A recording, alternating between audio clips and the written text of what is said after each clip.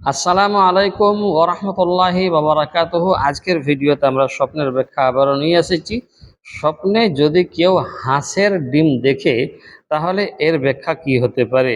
আমরা আজকের ভিডিওতে কয়েকটি ব্যাখ্যা নিয়ে এসেছি, তাই অনুগ্রহ করে আপনি ভিডিওতে আমাদের জুড়ে থাকুন আর এই স্বপ্নের ব্যাখ্যাগুলো কি হতে পারে আপনি দেখতে থাকুন। যদি এই স্বপ্নের ব্যাখ্যাগুলোর মধ্যে কোনো একটি আপনার সাথে ঘটে থাকে বা কোনো একটি আপনি দেখেছেন, তাহলে সেদিক দিয়ে আপনি উপকৃত হয়ে যাবেন।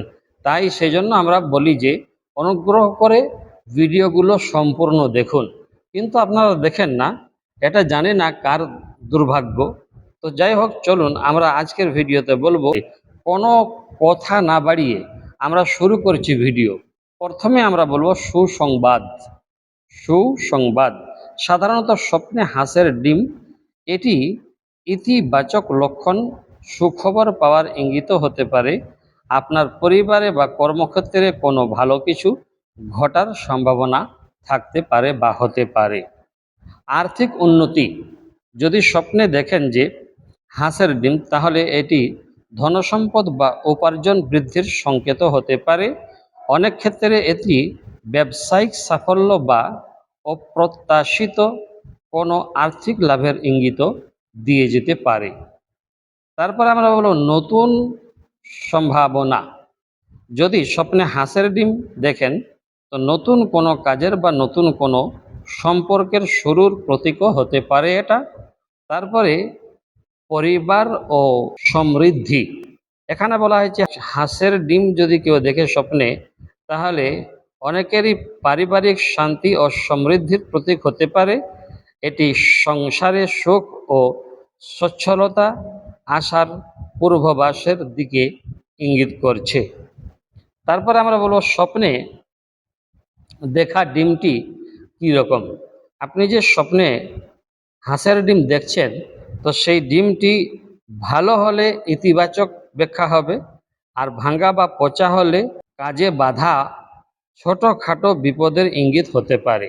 ডিমের সংখ্যা, যদি আপনি সংখ্যায় ডিম দেখেন, হাঁসের ডিম দেখছেন কিন্তু সংখ্যায় আপনি দেখছেন, তো সংখ্যায় যদি আপনি দেখেন তাহলে অনেক ডিম একসঙ্গে যদি আপনি দেখেন, তাহলে সাধারণত বড় ধরনের কোনো সাফল্য বা প্রাচুর্যের ইঙ্গিত দিয়ে থাকে। তাই আমরা এখানে বলবো যে ব্যাখ্যা ব্যক্তিগত বা ব্যক্তিভেদে আলাদা আলাদা হতে পারে। আর সর্বাপেক্ষা আমরা বলবো যে স্বপ্নে এটা দেখা ওটা দেখা, এরকম দেখা ওই রকম দেখা, আজকে দেখা কালকে দেখা, এই সময় দেখা ওই সময় দেখা, হ্যাঁ না, ভোরের সময় দেখা, এই সবগুলোকে একসাথে করে যদি আমি বলি, তাহলে আমরা বলবো যে স্বপ্ন কোনো শরীয়তের ফয়সালা নয়, স্বপ্ন কোনো আল্লাহর নির্ধারিত ফয়সালা নয়। আমাদের স্বপ্নের ব্যাখ্যাকার যেনারা বড় বড় ব্যাখ্যাকার গেছেন, দুনিয়া থেকে চলে গেছেন, এখনও আছে কেউ কেউ, তাদের মধ্যে আমরা যে স্বপ্নের ব্যাখ্যাগুলো নিয়ে আসি, আমরা সম্পূর্ণরূপে ভালোভাবে উপলব্ধি করার পরে ইবনে সিরিন রহমতুল্লাহ আলাই এবং নাবুলিসি রহমতুল্লাহ আলাই ইত্যাদি থেকে কয়েকজন যিনারা বিখ্যাত স্বপ্নের ব্যাখ্যাকার, তিনাদের ব্যাখ্যা থেকে আমরা ব্যাখ্যা নিয়ে আসি। অতএব ক্ষেত্রে আজকের যে ভিডিওতে স্বপ্নে হাঁসের ডিম দেখলে কি হয় আমরা সম্পূর্ণ বলে দিয়েছি। আশা করব বুঝতে পেরেছেন। ভালো থাকবেন। আসসালামু আলাইকুম ওয়া রাহমাতুল্লাহি ওয়া বারাকাতুহু।